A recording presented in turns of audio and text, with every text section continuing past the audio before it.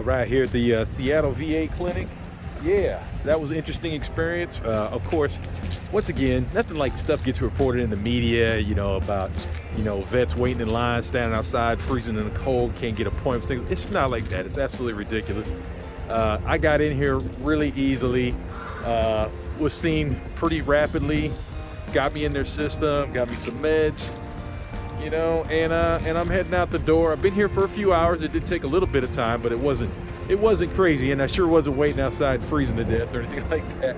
Nice waiting area, staff super friendly, super helpful, getting me checked in, getting me seen, etc. I got to come back here for another appointment in a couple of weeks, but yeah, pretty good care. It seemed like everybody was getting a pretty fair deal in there. Lots of vets needing assistance in here, and they all seem to be getting taken care of. So yeah, all right, A+ rating for me for Seattle VA clinic. All right, time for breakfast or lunch or whatever, I don't know. I'm confused at this point. I've been here all morning, so. Anyway, I'm out of here, guys. On to the next adventure.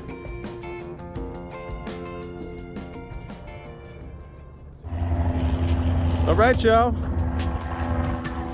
I'm here at the airport. It's time to go back to Thailand. Here's my ride right here. Nah, just kidding. Today, gonna do the Museum of Flgiht here in Seattle. The weather is just not cooperating anymore. It's kind of just gloomy and nasty. So let's go do some indoor activities today. We might do a couple things outside, but yeah, I think we'll do this first to see what the weather's gonna do. And I don't know, looks cool. Let's go check it out. Y'all want to come along? You gonna come or not? All right, let's go. All right, I don't always share with you guys all the little dramas that happen during the day, which is kind of why I changed the name to Retired Life Problems, because I do have these little issues all the time. Anyway, we're inside the museum finally. Let's just say it took an extra 45 minutes to get in here because of some other problems. Anyway, we're moving on. Let's go do this thing. This place is really cool. Look at this. Look at how epic that looks. All right, let's walk around, see if we can see anything specific that looks really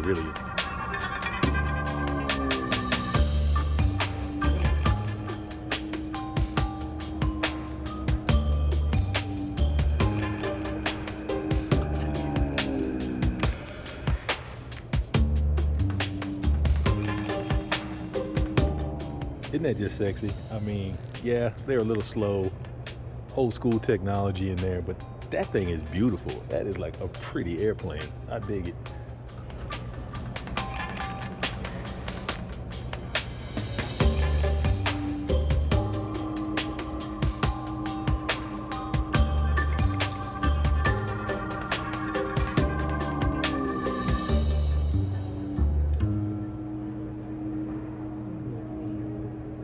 All right, my ride's here, guys. I'm gonna hop in, go for a flight. All right, welcome aboard Casino Airlines. Please make sure your tray tables are up and your seat backs are in their full upright position. Let's take off, baby. Oh man, bet this was a kick-ass ride. I think this is the cockpit of an SR-71 Blackbird. Like Mach 3 Plus, just kind of a cruise, slow, easygoing kind of cruiser. No worries at all. Too much fun. Look at all this. It's funny, the rental car that I have has almost as many gauges and buttons in it. Well, modern cars have changed, let me tell you. But I like all my little buttons. It's pretty cool. All right. On to the next one.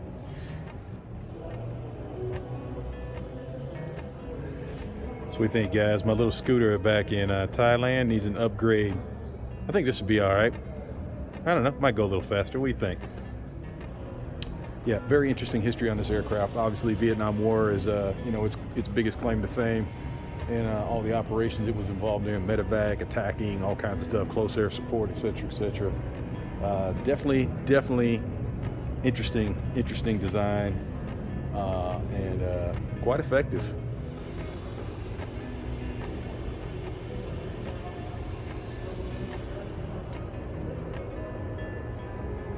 I mean, really, How cool is the SR-71 Blackbird? I mean, that is an awesome, awesome airplane. Mach 3, all that cool stuff.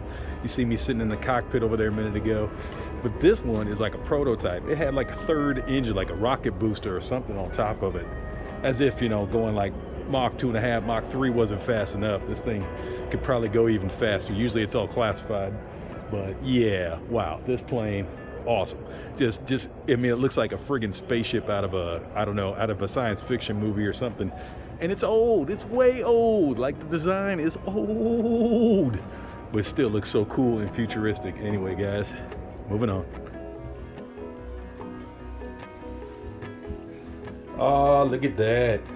The golden era of flying, you know, like when comfort and all that was key, you know, not just trying to shove every body you could possibly get inside of an airplane. Must have been nice to fly back in those days when every seat was like first class. All right. Look at that old school right there. Sad thing is, me and most of our viewers probably had a TV like that in our house at one point. Thinking about upgrading my ride. What do you guys think about this, huh? I think I can get a good deal on it. Goes anywhere. 300,000 miles off planet. That's what I'm talking about. Great range too.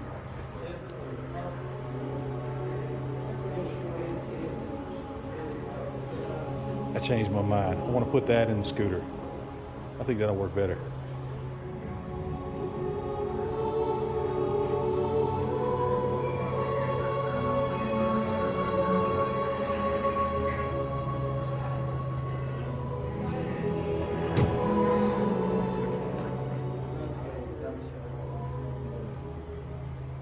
Really digging this place. You know, it is wide open. Look at that. So cool how many airplanes they have in here. And this is not the only building. There's another building. So let's go check that out too. And there it is, guys. A mock-up of the Wright Flyer, 1903. Can you imagine? We've only been flying since 1903. Successfully flying. That's crazy to me. So we're in the Red Barn here at Boeing. This is the first mass production aircraft shop. Isn't that crazy? Like, not even, well, just about a decade after first flight, they're already mass producing airplanes. That is wild to me. Can't hold back innovation. All right, we're in the Hall of Courage here, but I'd like to refer to it as the Hall of Badasses. These boys and girls could fly, let me tell you.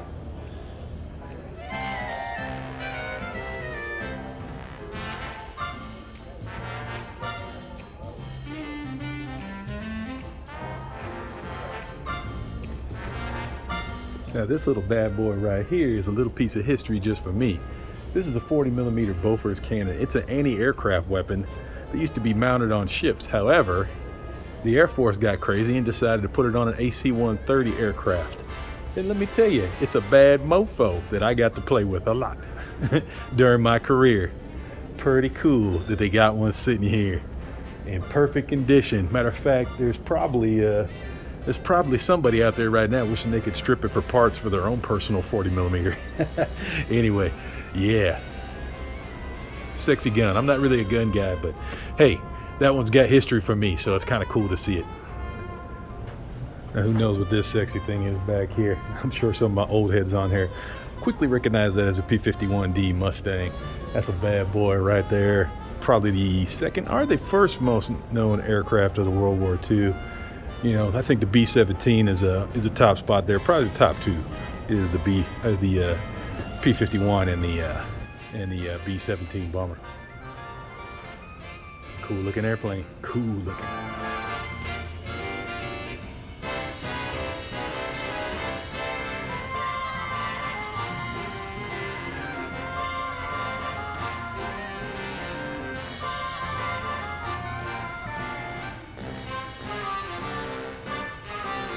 Can you imagine flying one of these things? It's like somebody went crazy with a box of matchsticks and some glue. That's wild. I can't remember, guys. What was the name of that cartoon we grew up? Was it the Red Baron or something like that? Remember that? They had like the triple, quadruple, quindruple, whatever it is. I'm just making up words now. But it had like 6, 7 wings on it. You know, it was like a cartoon show or whatever, but it was funny. Anyway, And you guys remember that stuff? I don't know. That was like Saturday morning cartoon stuff. Anyway, remember that when you can only get cartoons on like one day a week?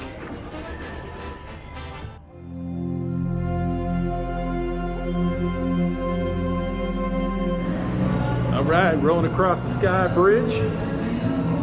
Beautiful little structure right here. Anyway, going over to the last half of the museum. Should be legit. Can't wait to check it out.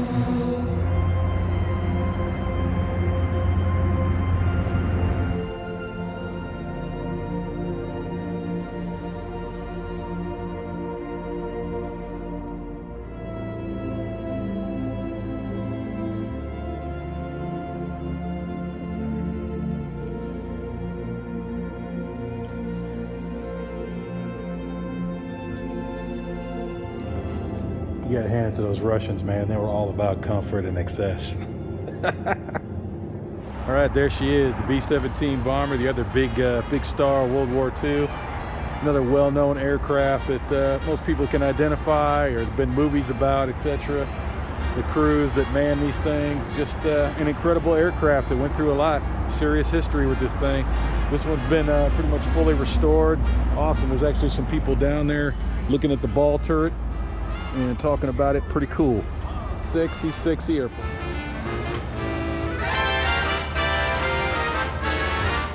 All right, this is pretty interesting. So here's a 787 in a museum, which is kind of weird. Of course, this is, one of the first ones, experimental, a test bird. But a lot of times you take the test airplanes and retrofit them to be used as actual commercial aircraft. So it's kind of weird that this one ended up in a museum. Considering the expense that goes into them. You could probably get one off the shelf for $300-400 million, but a test aircraft is probably worth more like $1 billion after all the R&D and effort and retooling and everything that goes into building one. So it's kind of surprising that they're not still using this aircraft. Anyway, we can go inside and check it out. Let's go do it. All right, here's a view I didn't get on my 787 on the way in here, but pretty cool. Anyway, as you can see, this is what we call in the aviation industry an all-glass cockpit, meaning that all the displays and whatnot are color screens. Pretty cool. Also has heads-up displays. That's awesome. And it's still using yokes, which is kind of interesting. A lot of airplanes have gone to like the side stick or other types of controls, but this one still has the old standard yoke configuration. Pretty cool. All right, ask and you shall receive. So I found out a whole lot more info about this airplane. I guess this is the third one created, and basically the whole purpose of this aircraft was to tour around the world to potential customers, press, etc., etc. So they flew the hell out of this airplane. So there was really no need and no justification to modify it for commercial use. They were just like, yep, it's better just to donate it to a museum, make a tax write-off, and call it good. There's really no reason. It's still a very flyable airplane. It's just it's already aged so much that there's no need to really use it anymore, and just found a better home here at the museum. Very interesting information. Very nice lady in here. If you ever make it down to the Seattle Museum of Flgiht, go hang out with her and talk to her. She is very anxious to talk to people and is very excited about this airplane and many others. She knows all about the airplanes here. Very awesome information. Very cool.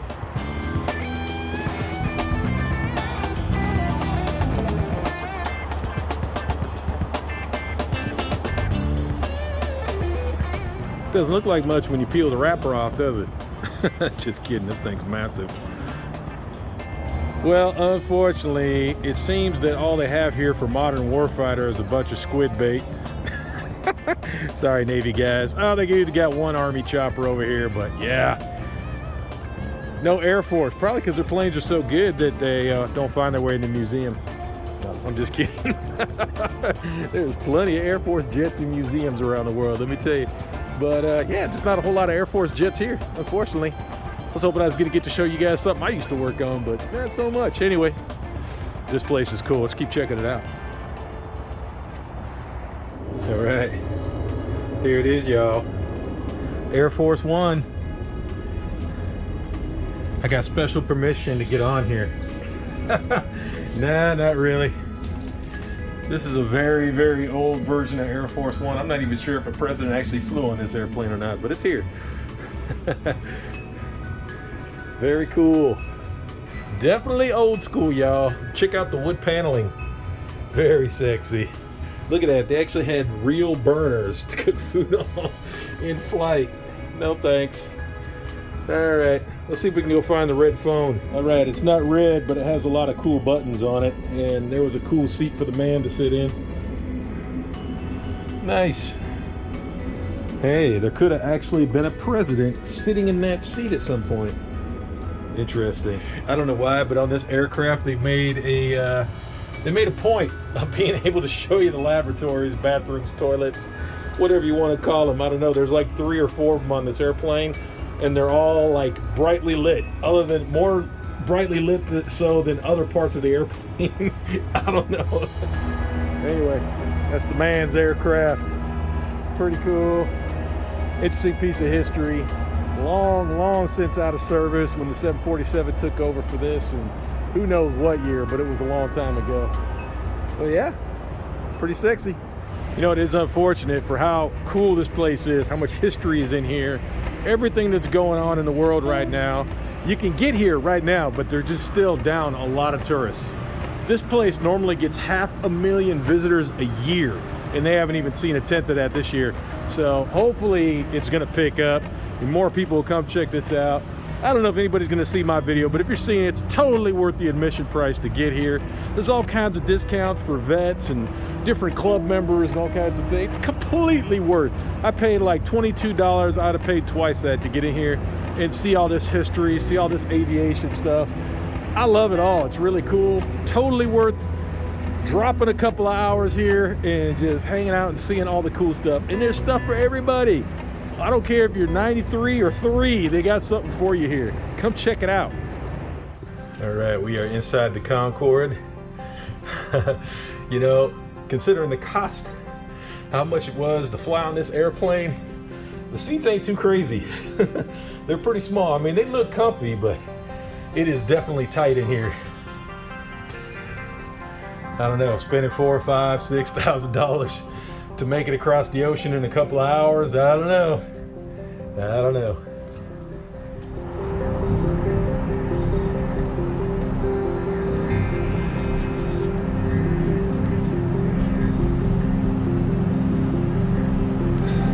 All right, guys, I guess we'll end the tour on one of the most infamous aircraft ever created, the B-29 Super Fortress. Same aircraft used to drop the atomic weapons on Japan in World War II, pretty much ending the war. Woo! Yep, and all the history that goes up to that. But an incredible looking aircraft. Very unique design, shape, everything about it was innovative at the time. Cool. All right, anyway, if you want to know more about the B-29, definitely look it up. This aircraft has some history. Yeah, just an awesome day here at the Seattle Museum of Flgiht here at Boeing Field. Wow, just wow. So many cool airplanes in here, so much history, super helpful people who just want to talk about these airplanes with you. Whoa, little noise, hold on. Anyway, just letting that aircraft get by. But yeah, guys, absolutely a must come see here. If you're hanging out in Seattle, got some time, come check out the Museum of Flgiht. I absolutely enjoyed it. What an incredible place. All right, cool. I'm out of here. On to the next adventure.